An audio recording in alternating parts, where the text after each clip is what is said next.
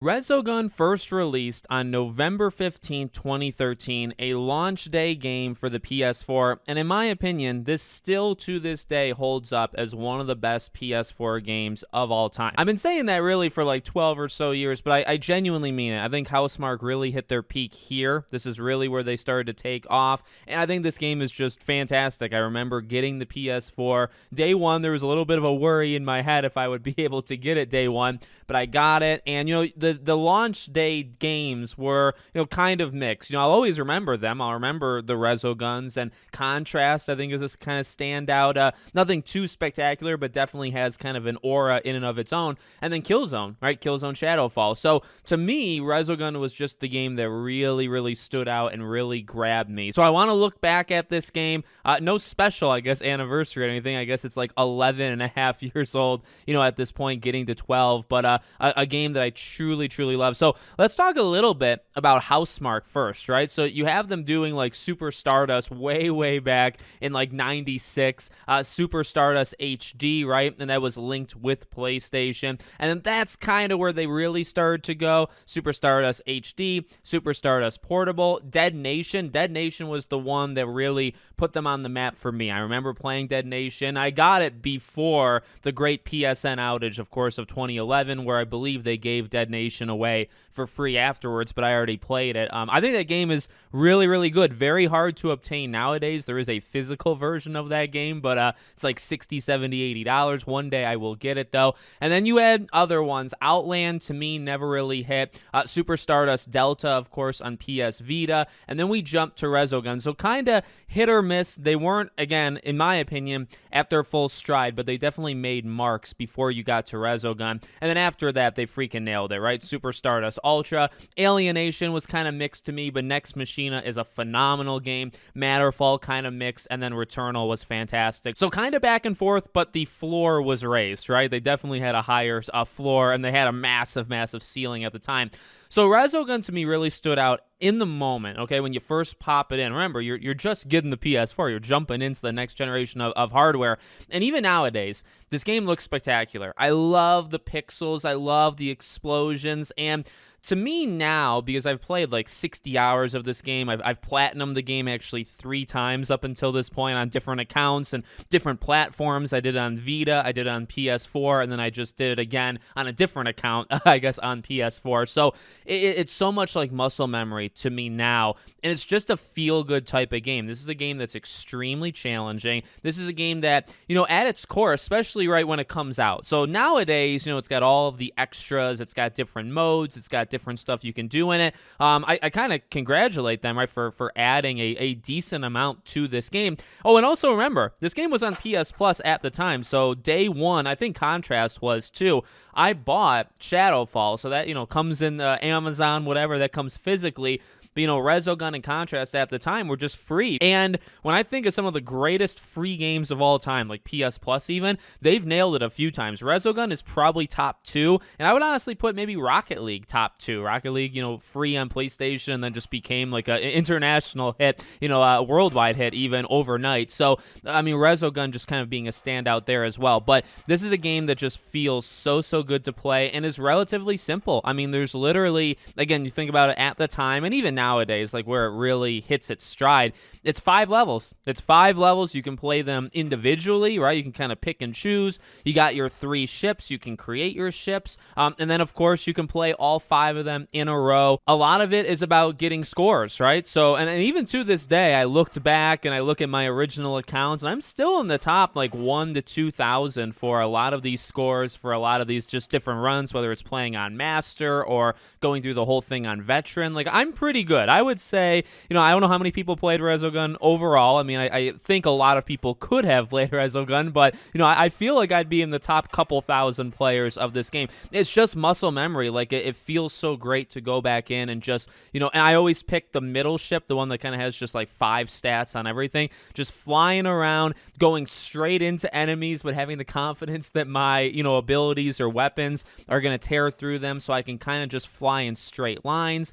Some tricks of of like grouping enemies together where you kind of do almost like a U-shaped thing, right? You fly at them or you fly away from them, and then you curl down literally in a U formation. And that's kind of just how you gather more ships up, using boost at the right time and using it to either get away from your opponents or to fly directly into them, right? And then using that explosion to kind of create a little bit of room. I mean, all of these little, they're tricks, but they're also just fundamental, mechanics, I would say, of this game. They're just so freaking good. This is just a game that feels fantastic. And look, I say it with a little bit of exaggeration, but I don't really know. When I think about all of the PS4 games that came out, like period, but also, you think PS4 exclusives, it was definitely a solid console generation. I think PS3 was better in terms of the actual exclusives, but PS4 was still freaking rocking like the entire time, okay? I don't want to diminish it. But Resogun, first one, or one of the first ones, and I don't know, I think it stood the test of time. I think this game still looks beautiful now. Again, like you fire it up in the new console, and, it looks just unreal. I remember playing it on a, 55-inch plasma screen, or whatever my parents had, at the time. And I was like, oh my God, can you believe these particle effects? Because, you think about the end of a level, or when you take out a boss, and even the bosses were kind of designed with that in mind too, right? Like think about some of the middle bosses, like levels 2, 3, 4, really I guess 3 and 4, where you're shooting them and you're kind of breaking them off, or there's like that cube one that kind of breaks off and sends like the gray cube, but you have to hit the red part. So a lot of these were about the looks and were about the particles, and I feel like it was just about kind of having all of these pixels on the screen, as many of them as you could have. I think that was a big part of it, maybe to show off the technology. But look, tech tests are cool, or tech demonstrations showing off, hey, this is what a new console can do. But oftentimes, launch games lean into that quite hard, and oftentimes it's too much. Now, really, with that generation, and I would even argue maybe the PS5 and Series S and X, they got a little bit better, where it wasn't just, hey, look at what we can do, right? I think every generation, of course, has had games where the whole priority of it is just, hey, here's like a really extended tech demo versus a good game. But then you also have ones that say, hey, we can do both. You know what I mean? And I think like Ratchet and Clank, which wasn't a launch game, but, a year later for PS5, that was kind of both. That was saying, hey, let's talk about this SSD and just how fast and how much we can go to these parallel worlds. That game showed it while also being a great game. Resogun, even like Killzone Shadowfall, I think was a little bit weaker because it was one of the weakest, if not the weakest, Killzone game, but it was so heavy in the visuals and the spectacle kind of department. And Resogun, I think, honestly did a really good job of mixing both as well. Contrast was more of just like an idea, and that was a little bit more like indie, under the radar, but so was Resogun. And that's Housemarque, right? You think about Dead Nation, you think about really everything before Returnal. But what I really like about Housemarque as a company, and even Returnal as a game, they've still kept it. They've still kept their overall kind of vibe, and they've got to go mainstream, more mainstream, especially being under Sony now. But generally, even in the games they try to push it, they still have like an old school, arcadey. Like if you think about Nex Machina, which is maybe my favorite game, maybe better than Resogun in my opinion, from them, and that game still harkens back to games of decades before. A lot of their games do it. So Resogun is a series of its ideas. It's this arcade type, just side scroll. I don't even know, like, I guess you have to call it a side scroller, right? You're literally going left to right. You can go like up and down, I guess. And the world revolves. And, the idea of saving the humans and, that voice, I think that voice, for those that have played Resogun, right, will always be so freaking iconic, right? Like save the last human or whatever it might be.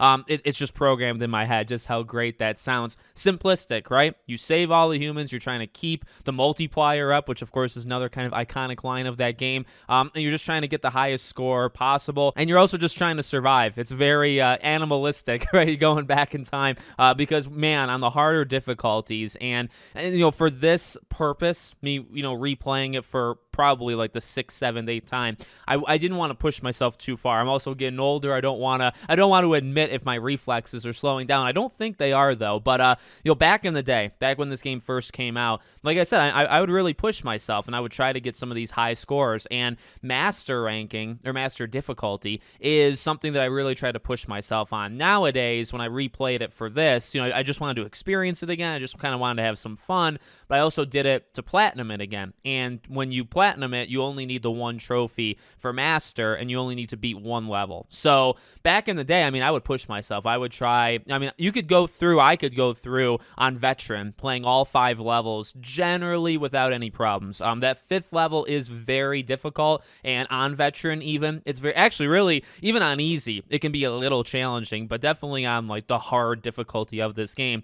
that 5th level is very, very difficult. But generally, I can get through all 5 with, dying maybe a couple times, maybe having to restart the 5th level a few times, and that's it. Master is where it really, and I credit the game. I mean, again, I think it's just the feel. The feel of this game is so freaking good. The level design, the enemies, their structure. I mean, it's all kind of like little things, right? Because really all it is just a series of enemies, so many different kinds of them, and ones that they introduce over time, right? Enemies that are on the floor, enemies that are bouncing around, enemies that can only shoot in one direction, enemies that can follow you, enemies that can only follow you in certain directions. I mean, there are, I don't even know, is there 20, 30 different types of enemies? The bosses actually tend to be almost a relaxing thing, because I don't actually think the bosses are that difficult at all. I maybe died on a boss 1 or 2 times max the entire length of time I replayed this game, versus the enemies. I mean, when they're throwing 500 enemies at you at a freaking time, and you're trying to keep your multiplier going, right? You don't want to lose out on the enemies.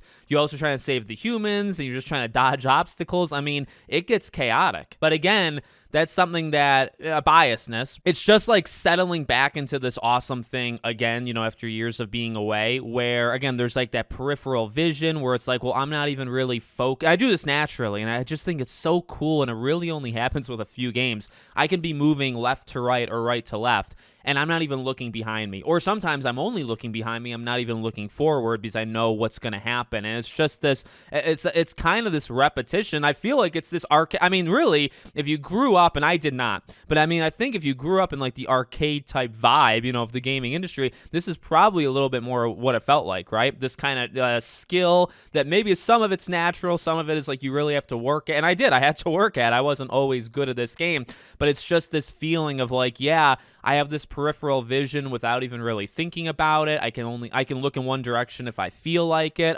You're kind of like bracing for certain moments, like you can get through some areas like it's nothing, and then other areas are going to be a little bit more challenging.